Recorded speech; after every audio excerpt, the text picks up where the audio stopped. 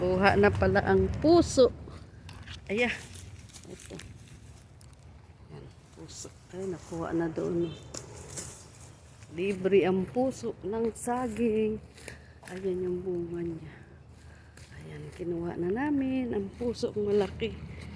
Lalagay ko sa bangos mga guys. Ayan. Thank you for watching.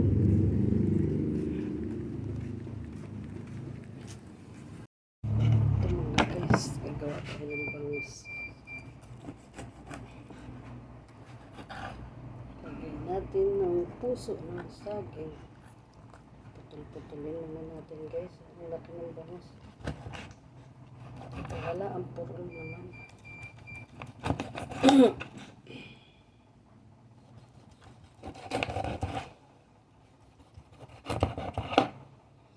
One, two, three, four, five, six. Ayan. Ayan yung face. Pagsa ako ng purol.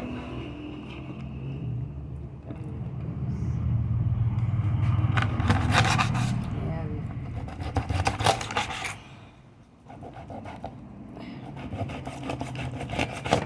Aray, sakit.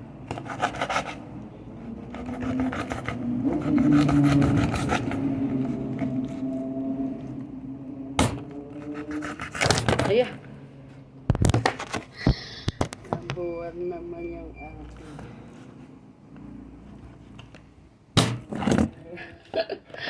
Thank you for watching mga guys.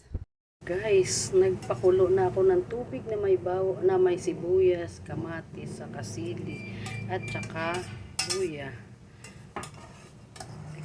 Pinakuluan ko na guys itong ating puso. Kaya ilalagay na natin siya guys. Ayan. Ilalagay na natin ang bangus. Mamaya pagkalagay na. Eka lang guys. Ayan. Ilalagay na natin ang puso. Bago ilagay natin ang bangus. Masarap yan guys. Pinuso ang bangus. Ang ulam namin. Pinakuluan ko siya guys ng bukod kasi ang bangus madali lang yan guys maluto. Ito na guys, lalagay ko na rin yung bangus. Sabay-sabay na yan guys. Yung bangus. Malinis na yan guys ang bangus. Nilinis ko na yan. Ay, lagay na natin para